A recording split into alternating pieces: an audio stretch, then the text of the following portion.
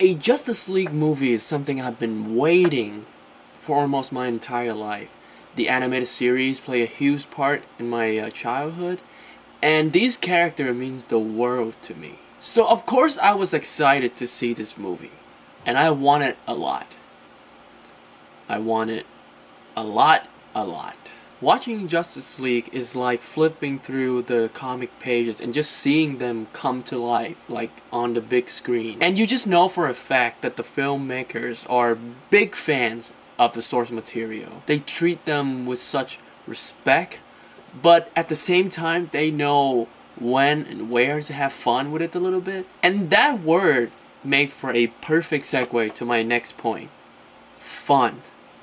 This is something we've been waiting for, we've been asking for from the DC Extended Universe.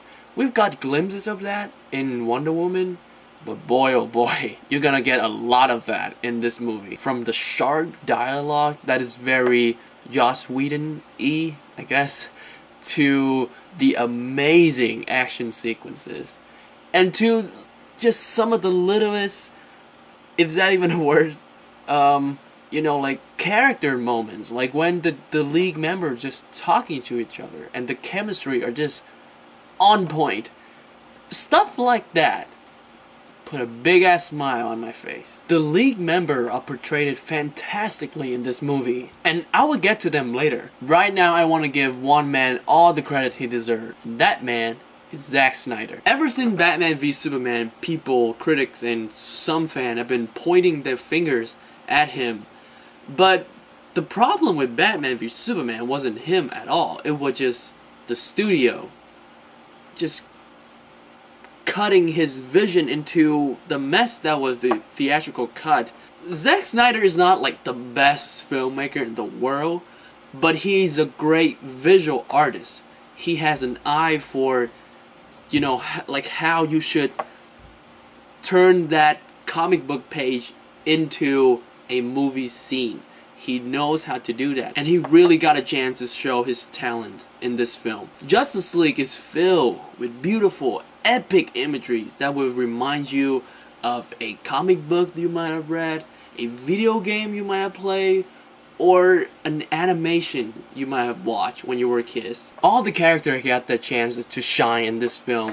When it comes to, you know, who is the best live action Batman, that conversation is very subjective. Like, different people would have different opinions on, you know, different takes on the Cape Crusader.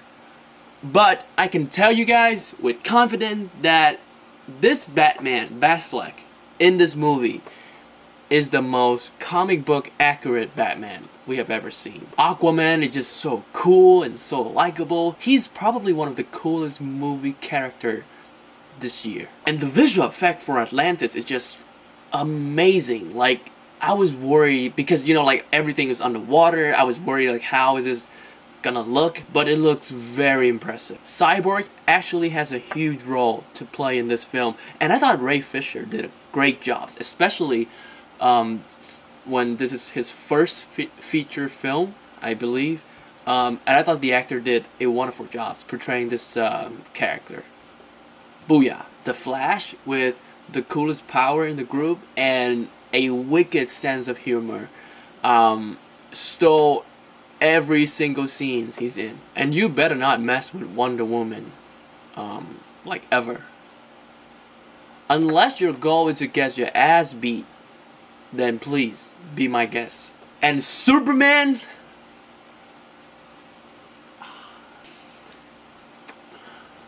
just wait until you see the movie.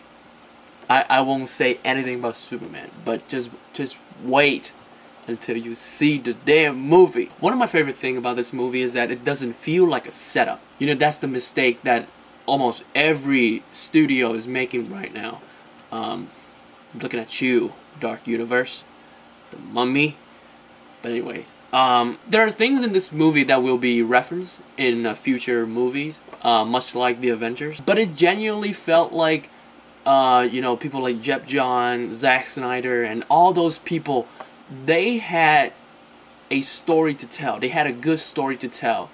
a real story with a real beginning, a middle, and an end is not something that, you know, as much as I enjoy Batman v Superman, if that movie felt like a setup, it felt, you know, like a tease to Justice League. This movie, however, is not the case. You see the beginning of the League, you see how they struggle to come together, and when they do come together and then shit hit the fan, you know, and then they have to find a way to work with one another and to stop this threat. And you see clearly the, you know, beginning, middle, end of the story. So that was very nice. I heard a lot of complaint about Steppenwolf as the villain, and yes, he is very generic, and he's your sort of, you know, I will destroy the world type of bad guy. But here's my question: what's so wrong with that? If I have to make a comparison, he is like Ronan, the Accuser from the first Guardian of the Galaxy movie. And if people didn't have a problem with Ronan then, and trust me, not a lot of people have a problem with Ronan, then you shouldn't be bitching about Steppenwolf now. And the humor in this movie, even though some of them hiss, some of them miss, there's a weird... I have a weird reaction to the bad humor. And that is, I didn't laugh, I didn't even chuckle, but I kind of appreciate the bad humor. Because up to this point, the DC universe has been very dark and very depressed. And then Wonder Woman happened, and it's just, you know, open up a new, brighter, more hopeful frontier for the DC. And now people are just cracking jokes left and right, even Batman.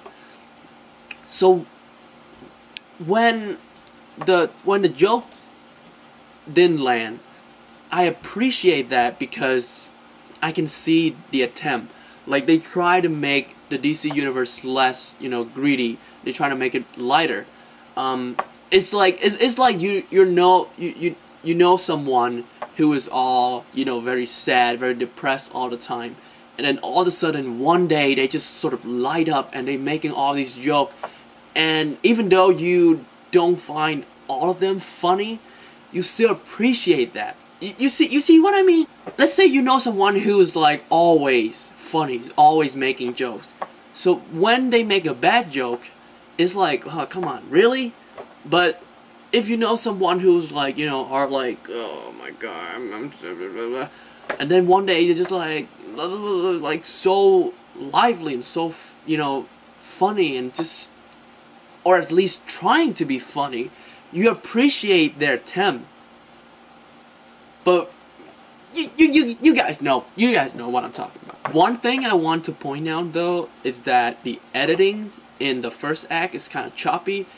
This movie apparently was supposed to be 2 hours and 45 minutes, I believe. But then for some reason, Warner Brothers didn't learn from their mistake.